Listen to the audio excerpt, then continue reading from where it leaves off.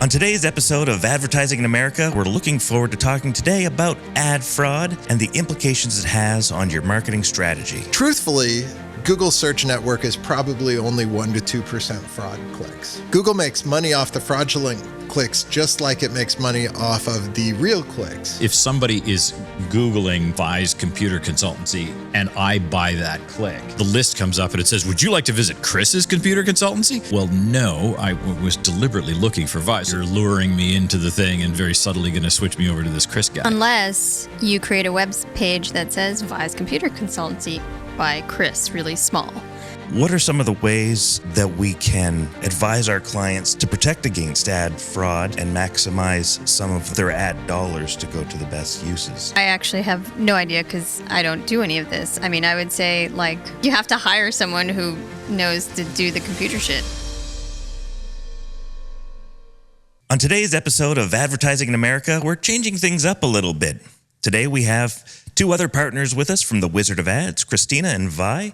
Welcome to the show, and we're looking forward to talking today about ad fraud and the implications it has on your marketing strategy. We'll start off with Vi Wickam, talking about ad fraud, what ad fraud is, and how it implicates us in the marketing strategies that we follow. So help me understand the first thing again. When you talk about the bots that are supposedly getting views or getting clicks, is this something where those things are registering or those clicks are registering and Google is sort of independently logging them as having been viewed and it's being fooled, but the tally is coming from them, or are they part of the problem? Or how exactly does that work? Yes and yes. So say I build a website and I want to display Google Ads, and that would be called display network in Google Ads term. And I am going to put up video ads, and I'm going to put up banner ads, and I'm going to put them all over the site. And I'm also going to make it so that I display maybe 100 ads on every page, but only 5 of them actually show.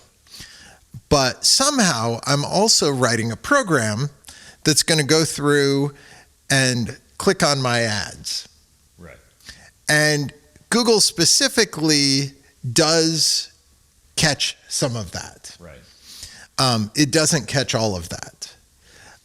Google is much better, though, at catching and stopping those clicks from being charged than Microsoft is. But if you look at Google Search versus the display network, there's far less click fraud on Google Search, which happens within Google, than within the display network, which happens on all the other websites that display Google Ads. Now, ultimately, Google is incentivized to catch some of this, but not all of this. Just like any of the other ad fraud softwares that are being hired by agencies to catch bot fraud. The reason being is they want, these agencies are generally being paid by a percentage of spend.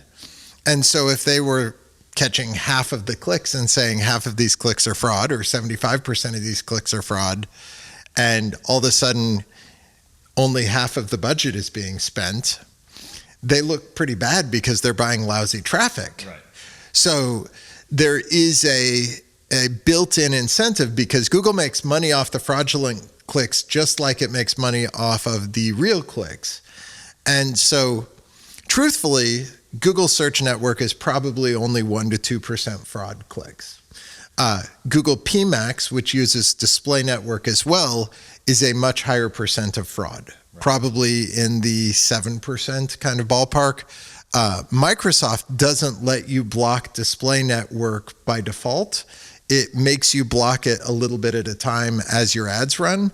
And consequently, Microsoft is harder to keep clean. In our historic reference comparing Faux Analytics, which is a software that we install on all of our sites that is specifically designed to track and differentiate quality traffic, human traffic, spider traffic, which is another type of bot but isn't necessarily fraud, and fraudulent traffic to your website. And so in looking at that traffic and comparing, very often with Microsoft or Bing Ads Network, we see fraud rates of 20-25%. With PMax or display network campaigns on Google, we often see fraud rates of 5 to 7%. With Google Ads running search only, it's typically less than 2%, but very often in the 1 to 2% rate. And most of that Google actually catches and refunds. With the Microsoft network, we have found times where, in addition to the 20% that Microsoft flags as fraud, there's another 20% that they paid for that was actually fraud that Microsoft didn't catch and wouldn't refund. That was going to be my question. Is it, for example, in one of the examples you just gave, on a particular Google ad will have 5% fraud. Who came up with that 5%? Was it Google saying, yeah, this is 5% fraud?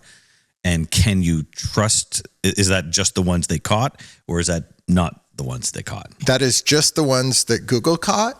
And in addition, there's usually a few percent that we can identify as probably fraud that Google doesn't catch. Okay, so new question. If you're able to spot it, why is Google not able to spot it? It's not a question of whether or not Google can. Again, Google has an inbuilt incentive to not catch it all. So if they wanted to catch it all, they could. I would say yes, they but then could. They'd take a financial hit to do that. They would take a financial hit of potentially 2% of their business, which is billions of dollars if they were to do that. So they could do some R&D. They could solve this problem, and it would only cost them billions of dollars. It would only cost them billions of dollars to do the right thing. It would also require that they build in better detection methods. So it would cost them money on the front end and on the back end. So the question is, how much money are they willing to invest on this program that would cost them billions of dollars? It's a very good question. And they're the ones that are doing the best at blocking fraud. So let's be clear that even though they're not catching it all, they are doing a better job than their competitors at blocking fraud. And the areas where the fraud is the worst is on social networks. I mean, when you turn on the audience expansion or, those kind of AI or algorithmic expansions of who you're targeting, you're getting potentially up to 95% fraudulent or worthless traffic, and that's in the case. Where is that? Where is that happening? So that happens on all of the social networks, but on Facebook, we've seen numbers of 40 to 50% be fraudulent traffic when you use the audience expansion. I read a statistic about TikTok being 95% fraudulent on the expanded network. LinkedIn is often above 50% in the data we've seen when you expand the network. So never use an expanded network on any of those platforms if you want to avoid fraud. And also don't use the display network on Google if you want to avoid fraud. What you're speaking about here in plain terms, in layman's terms, in everyday terminology is, if you don't want to spend money on fake clicks, don't expand your networks on the social networks, and to put bot blockers in place on the search engine networks. For sure. And so we use a combination of bot blocking software and fraud detection software that we use in conjunction with each other to both identify and to block IP addresses and signatures of, fraudulent behavior or programmatic behavior. Things like clicking on areas of your page multiple times there's nothing on that page, clicking on mismatches between screen sizes and devices. So for instance, the screen size is a device size that doesn't exist, or the screen size doesn't match what the device is. It says it's an Apple iOS device, but the screen size doesn't match any Apple iOS devices. And that's just the tip of the iceberg in terms of ways you can detect it. But It's not easy. So it's not only fraudulent, it's also lazy. Like if the fraud people could just get the device sizes right, they could do way more fraud. Absolutely. You know, the smarter you are Wait a at minute, whose frauding side are you people. on? I'm not saying you should do this. I'm saying they're going to get better at this, aren't they? They will absolutely get better. And what you have is, you know, in other countries, you have data centers full of humans and robots and computers with programs running on them, specifically with the intent of defrauding people in the Western world through ad fraud. The people who are doing this, how are they making their money by paying Google for ads that are not seen? Or am I just not So following this? they're not paying Google. Google has a program called AdSense, where you can get a 60-40 split on ads that show on your website. So if I have a website that has a lot of traffic, I can show ads on that website. When people click on those ads, I get a 60-40 share of whatever that click is. So you're incentivized to have more clicks. I want more visitors and more clicks. And as long as Google doesn't flag me as being fraud, I can keep on making a 60-40 split on a bunch of garbage traffic that's not real people.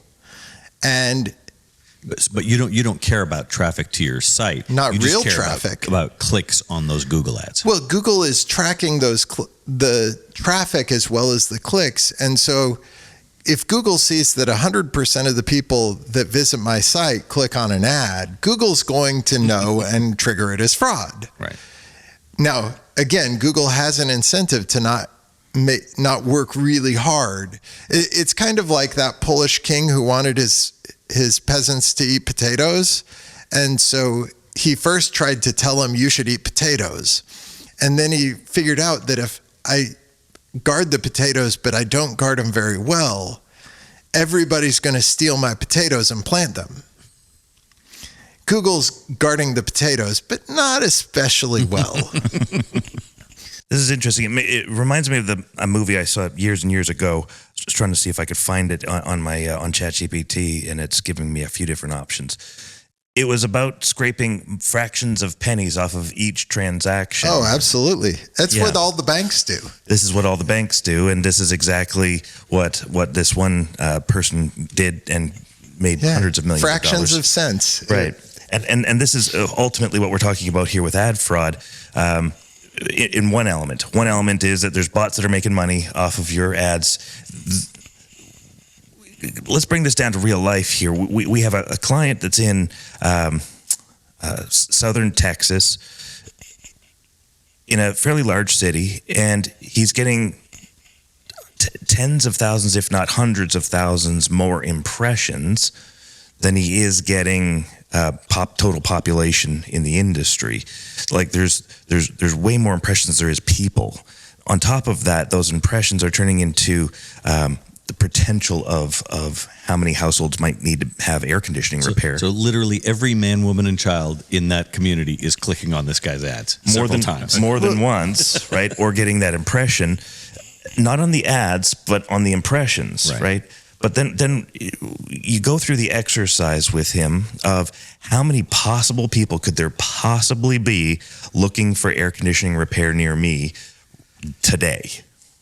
And the answer is tens of thousands, maybe 18,000, maybe less, yeah. Right? And I'll accept your supposition. yes, but based off Certainly of not everyone. certainly not everyone, and certainly more than 5% in a year are looking for that to be replaced. right. So, or a replacement or a repair, right? So if we look at the pure math and the fact that the clicks coming through are 5, 10, 20, 40 times more than the actual demand, you've got to ask yourself, where are these extra leads going to come from? Like, which ones are real, which ones are fake? For one, what are you paying for? What are you not paying for? You are completely susceptible to not just the ad fraud that's being done external of Google and other search engines, but you're also getting the ad fraud of Google extorting you for your own name, accepting the fraud that they could catch and they're not catching, and the fact that there's just not that many people possible to capture that. And then, of course, they're an auction system that also is the seller of the product, which creates the most significant conflict of interest on the planet.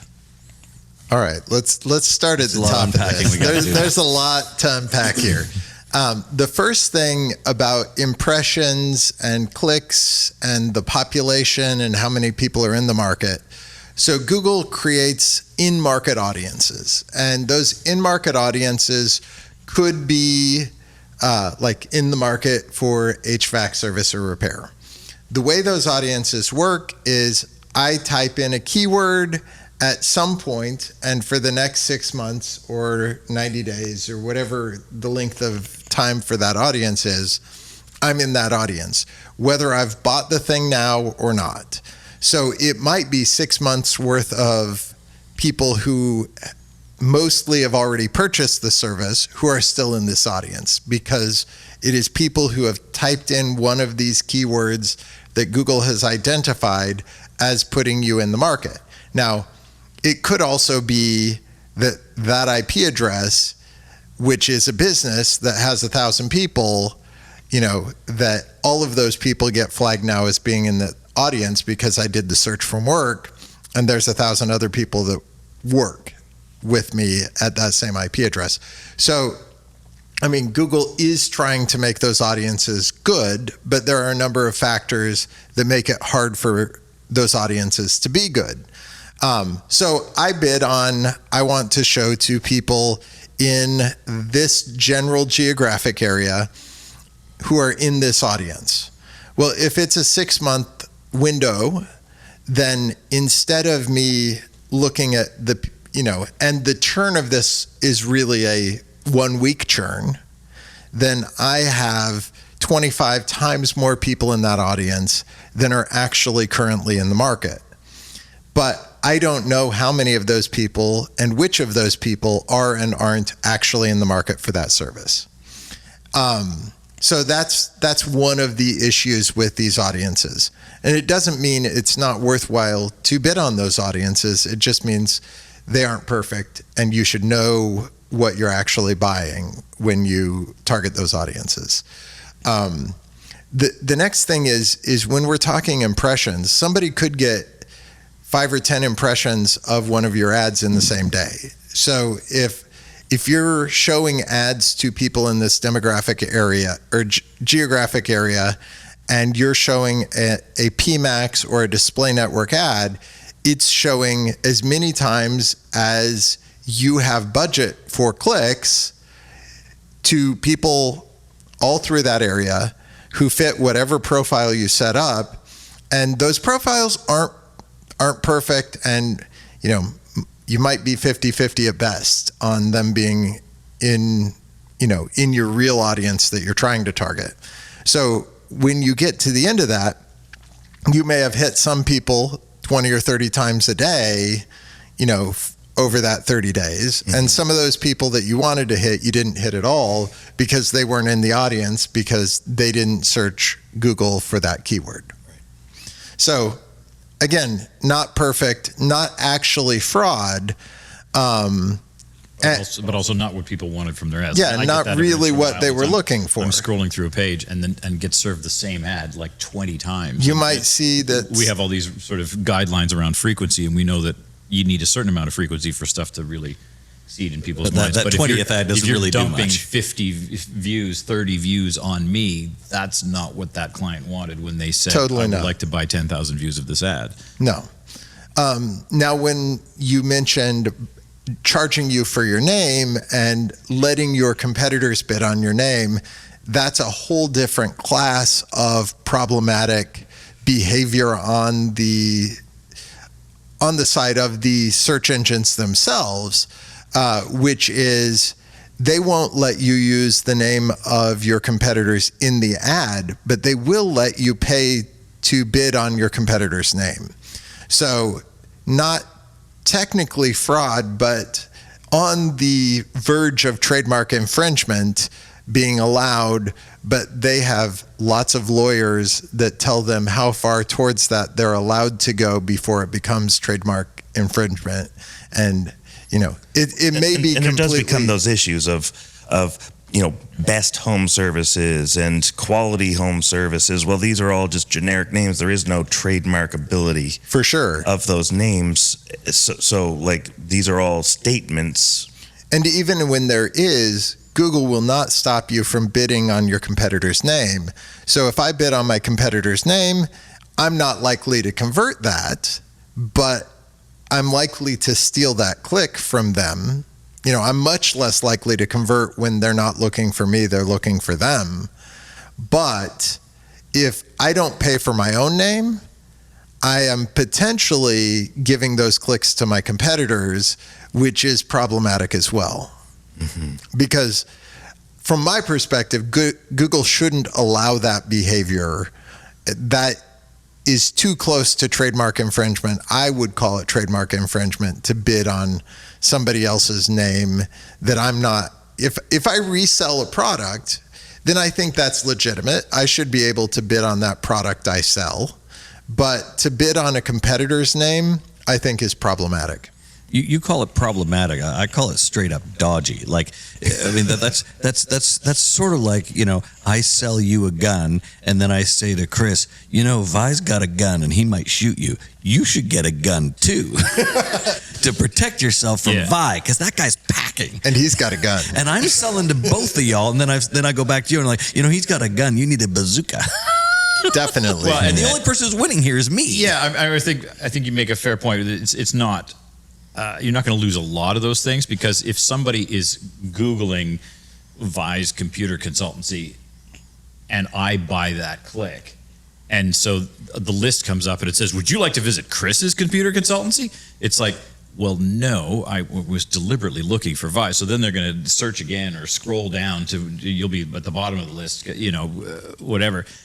But maybe a couple of them will go and say, well, I was looking for Vi, but this guy Chris looks okay, so maybe I'll try him. And that, for sure. So you won't lose a lot, but you will lose some.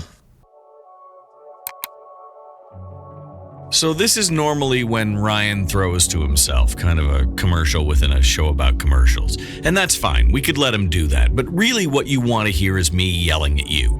That's the reason you tune into the show. Sure, the conversations are fun and the insights are thought-provoking, but what you really want is cursing, and that's where I come in. I mean, I don't want to get all shit or get off the pot on you, but at the moment, Ryan's doing this whole, I'll give you 45 minutes of my time to help you narrow down your challenges and find a solution thing. You think that asshole will give me 45 minutes to shoot the shit? But here's what he does. This maniac will go over everything. Your sales process, your offers, your loyalty club, and yes, your marketing. And then you don't have to do a fucking thing. You can take all that insight and roll. If you like what you hear and want a deeper dive away, my friend. Ryan ends up not working with about 90% of the people he meets. But the ones he does end up working with, they start here. So think about that. He's got a whole web thingy where you can book an appointment. It's at wizardofads.services. Stupid address? You want to believe it. And I'd say that to his face. wizardofads.services. And now, let's get back to the stuff I really want to curse about. Shit! Unless you create a web page that says Vi's Computer Consultancy by Chris, really small. And so then when I search for Vi's Computer Consultancy and I click on this link and I think it's still Vi and I make the phone call and you're like, yeah, we've got Vi. Oh, you mean where you're really devious, where instead of... Yeah, so I think it says where it's visconsultancy.org and it's not his, which is a .com, and so then you go to it and it's a decoy, but then you're luring me into the thing and very subtly going to switch me over to this Chris guy. Yep. So there was that lawsuit. There was a lawsuit. Some lawyers sued some other lawyers. This happened. They won because they won like the deceptive practices. Yeah. But the lawyers sued the lawyers who were bidding on their keyword. They didn't sue Google. Right. They didn't dare. Rats. No, and that lawyer who was trolling would, they wouldn't outright say that they were them, but they would not say that they weren't. And so they were deceiving the customers as well. And they had ads that used terms that made people think that they were them without using their name. And they still lost millions of dollars for defrauding those customers. So you're right, it's shady. And it's shady on Google's behalf for allowing it to happen. I was going to say the secondary point here is that Google also knows what's going. So it's one thing for that person to do something deceptive, but if Google sort of is totally aware that that kind of deception is happening, they need to do more to. They're conspirators. They're making many millions of dollars, if not billions of dollars, off that behavior. And the way that it adds up is if I own the name and my website is the name and my content on the website is the name, I get that click for really cheap because I have a very high quality score. If you, Mick, are bidding on my name as a keyword, you're going to pay 10 times more than I would pay for that same click. Well, Google's incentivized for you to get some of those clicks too. Right. You know, if I'm paying $5 for that click and you're paying $50, I want you to get some of those clicks. Why do you pay 5 and I pay 50? Because I'm going to have a quality score of 10, which is the best. And you will have a quality score of 1, which is the worst. And the quality score is a multiplier that says, I pay 1/10 for this keyword. Most of Google's users are not happy with landing on my page. Correct. People are going to be bouncing most of the time, but you're still going to sell a little bit off that. Right. And you're going to, especially if you're tricky about it and you try to deceive people, and when they call you, you don't say, "Oh, we're not Vi's computer service. You clearly have the wrong company, sir. We're Mick's computer service. We don't want to deceive you." Right. Well, there's also an incentive for companies like Google. Amazon is certainly a big culprit of this, where they've coined it broad search, and that's broad search both in the keyword specifically and in the geography.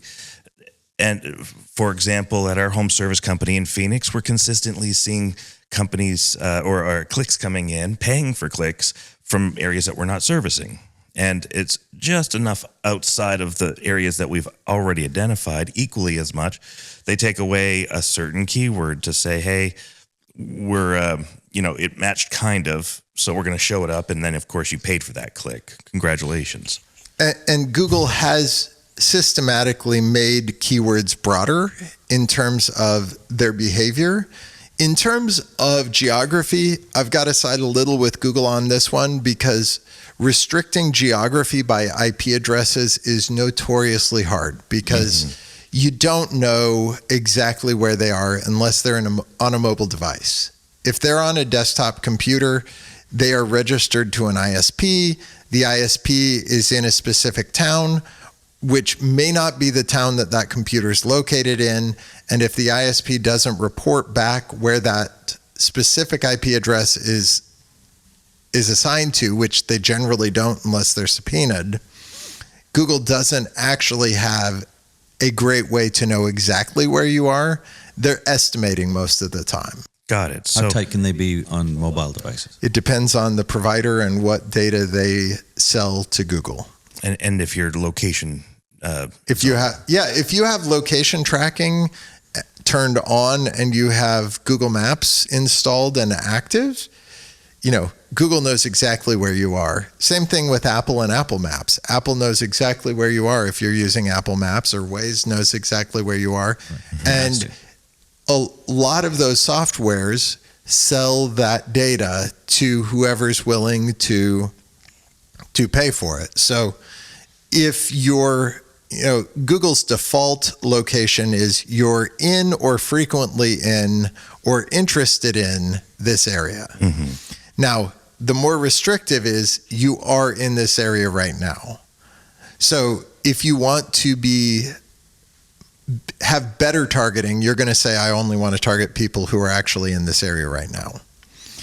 But sometimes it's useful to say, I want, say I sell tours to Hawaii and I want to target anybody in the US who's interested in Hawaii. I want to target Hawaii and people who are interested in Hawaii. Or maybe I want to target anybody who's interested in Hawaii, but not people who are actually in Hawaii. Mm-hmm. Yeah. Fascinating subject. And Bob Hoffman's book, Inside the Black Box, he talks about this being at the levels of organized crime in the hundreds of billions of dollars worth of fraud happening every single year. What are some of the ways that we can advise our clients to protect against it, and the listeners here today, to protect against ad fraud and maximize some of their ad dollars to go to the best uses? I wouldn't mind picking on you a little bit, Christina, because I know that you have a few ideas on this. And you might not use insider jargon like he does, so that we might actually understand the answer. Oh, I actually have no idea because I don't do any of this. I mean, I would say like you have to hire someone who knows to do the computer shit. That was a great answer. That was such a good answer.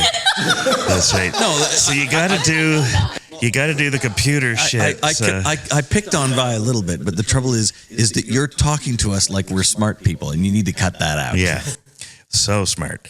So like I get click bots. Like you need to have like fraud protection, and you need to have. So step one is don't buy things that are typically fraudy.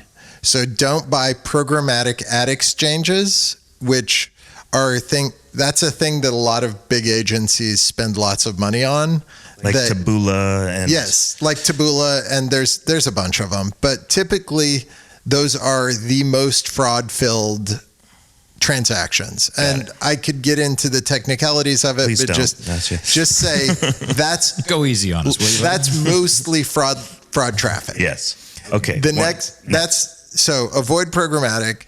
2, avoid audience expansion anytime you can. So audience expansion is saying, I want more of the same customers in this area, and you're clicking a little button on Facebook Meta. it's usually on by default. So whether it's Facebook, LinkedIn, TikTok, Instagram, etc., turn it off. So we're turning off that function. Always turn off audience Check. expansion. What else? And don't run display ads. So turn off the display network and the search network Does that on Google include Ads. PMAX? Well, you got to be very careful with PMAX. So PMAX can be run at a positive ROI, but you've got to be very, very careful. PMAX is just as fraudy as display network if you're not extraordinarily careful, because it's running AI expansion. And just like the Google added AI expansion for search, and also generates tons of garbage. More, I had an HVAC company that we added HVAC repair as one of the keywords we were targeting, and it was targeting handyman and lawn service keywords, things that were only tangentially related at best. And, the expansion of any sort where you're letting a computer decide who you're going to see is going to be rife with fraud and garbage. Fascinating. Now, one of the other terrifying. Well, absolutely. One of the ways I'm going to throw you another softball here. So, one of the ways that we can go about getting or avoiding or reducing the impact of fraud is to have a stronger brand. Right. So then when people are searching for your name, that is the hardest to defraud. When people search Christina Gressianu shoemaker, that is the hardest brand to defraud because no one can really be Christina Gressianu. Mm-hmm. So I'm a big fan of all the messaging, right? Like keep your eyes on your own paper and speak your truth in all of your marketing, and don't worry about what's going on out there. And then the right people, whatever that means, will be looking for you specifically.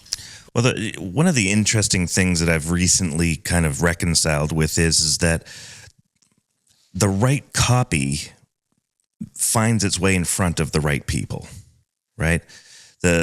For example, Ryan Dice, when we were listening to some of his problem statements, is like, Minnesota moms, true or false?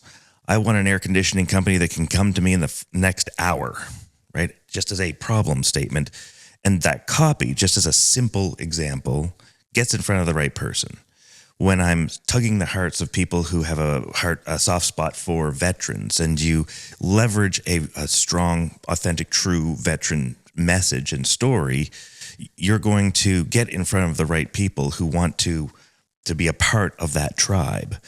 And those have power in bypassing this channel reliance that we have, which is where a lot of people have to overspend in an already expensive space, right? Marketing is not cheap, and just because you double your budget doesn't mean you're going to double your leads. And if you doubled your leads, there's a good chance that 25% of them are fake. Garbage. Robots who don't buy air conditioners. Yeah. That's right. Robots don't buy air conditioners or hot water tanks. Or I don't know. Robots need a lot of cooling.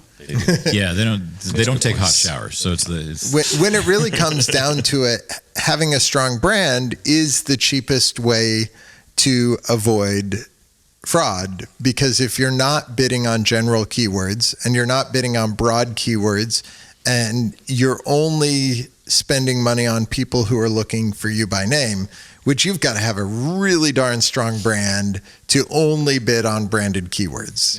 That's what struck me. Is it sounds like the possibility for fraud expands or grows as you move into these markets where it's kind of open space, people throwing darts at a wall, and you want to be up there with all the other brands that no one has a preference for.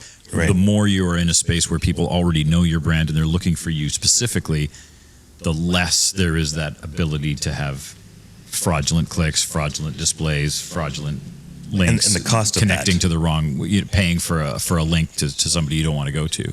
For sure. I totally agree. The more tightly you are built around your brand, the less opportunities there are for fraud. I would say that the more generic of a business you have, then the more you're rife for fraud. If I'm looking for a plumber who likes dogs and cats because I have dogs and cats, then that's a more specific business, more specific person than a plumber. Mm-hmm. So dialing in a deeper understanding of what our clients are looking for from us helps pull us closer to the people who are looking for that specific service. I would say so. And the more specifically they're looking, the less rife with fraud those aspects of the digital space are. Mm-hmm. For sure. And the better we convey who we are and who the audience can be selected by the messaging. And if the messaging truly reveals who we are as a person or as a business, the better we are going to connect with that audience we're trying to reach. And the more serious that buyer is, right? Like, if I'm just looking for women's suits, I may or may not be actually ready to buy. But if I'm looking for petite women's suits that are satin and plum, I have a very specific thing. And if you show me that ad, I'm probably going to buy. This is where I think a lot of the click fraud has come up in Amazon. And Amazon is really, really happy about you clicking on 10 things that are wrong before they click on the one that's right, because they're getting paid all along. Which may be Amazon's undoing in the long run. Yeah. Because ultimately, Amazon has been a brand built around customer satisfaction, and how much their search function has gone downhill to drive more clicks, Mm-hmm. which they're getting paid for and is a big part of their revenue now, has undermined customer satisfaction. Right. Well, I think it's a following the money kind of thing, right? It's like, I need more money. When we saw Google lose a significant volume of search revenue last year, we saw prices dramatically shoot up. Some of that announced, a whole bunch of it not announced, meaning you're just surprised, get to pay more now, tough luck. Not actually an auction. Not actually an auction, right? It's actually a complete scam of an auction, because you can't be the auctioneer and the person selling the product to make it an auction. Well, and Google did come under scrutiny not very long ago when internal documents were leaked that showed that internal people to Google had increased prices just because they were trying to meet revenue. There's pressures. That's right. So how does this shift as we finish off this conversation? How does this shift with AI search and with voice search making a significant leap forward? So Google just announced that AI mode is a thing. Sure is. And so we've gone from search results that were just search, right? We just had organic search, and then we added a sidebar of ads. Then we added the 3 ads at the top. And then we started. So what Google really wants is people to do things that make Google money. Right. So ultimately, they don't want you clicking on organic search results. Those are just there because that's the value to the customer. Which is strange because that's actually the thing that, the thing we all thought we were going to get. That's what we all wanted. It's actually what we still want today. That's what we wanted, an honest search. Yeah. So then we started adding structured snippets, which were attempts to answer the question without you ever leaving Google. Mm-hmm. So undermining the organic search results by answering the question first in a structured way. Mm-hmm. And the next level was we added AI search summaries, and that is causing huge drops in search traffic for people across the board. I read recently that many sites have seen 50% or more drops in traffic without drops in impressions. So the same number of people are searching for you, you're showing up in the same place, but you've just lost half the traffic because the answer is being given in an AI summary, and people are staying on Google. Google wants people to stay on Google unless they're clicking on an ad. Deeply incentivized to stay on Google, not click on the ad. Unless they're clicking on an ad, Google doesn't want them clicking anyway. And now to look at it at a true, legitimate search, you actually have to go to the second page. Absolutely. Nothing above the fold is leaving Google without Google getting paid. And who wants to keep going? At the end of the day, if it's answered your question, they're clicking the phone, they're clicking the chat, they're clicking the schedule now button, they're clicking the reserve now button, and Google's getting paid. So AI mode now is only going to give them one answer. Mm-hmm. So you don't get the results. You may or may not get any citations. You're going to get one result, which is in the direction of what we talked about at the partner meeting after my presentation, which was what Google and Alexa and Siri and Cortana are all going to do before long is I'm going to call, or I'm going to say, hey, Google, I need my air conditioner is broken. And it might go even further where my air conditioner contacts Google and says, alert, signal. Help me. Preemptively because it's monitoring it. Right. Yeah. And Google will automatically dispatch whoever they decide. And that will be whoever pays Google the most amount of money. Correct. It will be whoever is paying the most for that booking, because software like ServiceTitan already has booking integrations with Google. If you don't have those set up and you don't have a strong brand, you don't own the relationship with your customers, you're not in that game. You will soon be out on your teeth. Well, if that's the case, and if you're not a company that's big enough to have ServiceTitan or chooses not to use ServiceTitan for their own good reasons, brand still seems to be pulling forward to help equalize this over the 3 layers of marketing that we can do. Brand is the only way to hijack this system. You can manage the system if you're a strong enough company, and you target tight enough.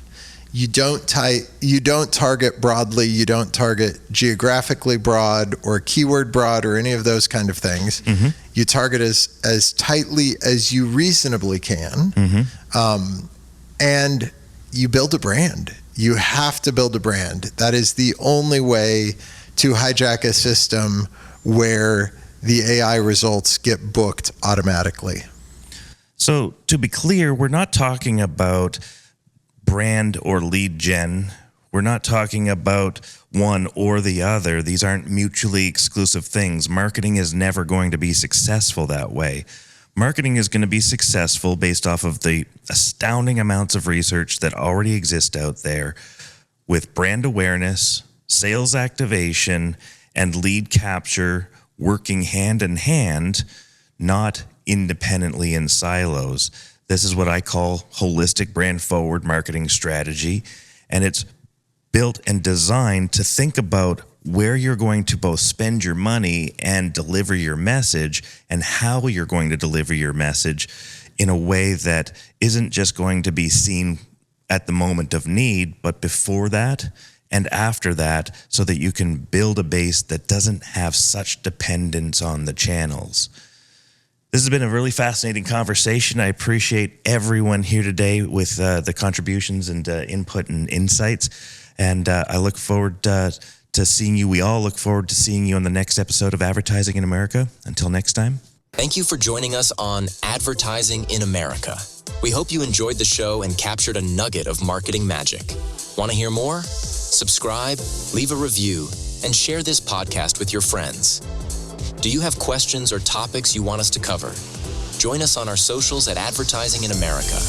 Want to spend your marketing budget better? Visit us at wizardofads.services to book your free strategy session with Wizard Ryan Chute today. Until next time, keep your ads enchanting and your audience captivated.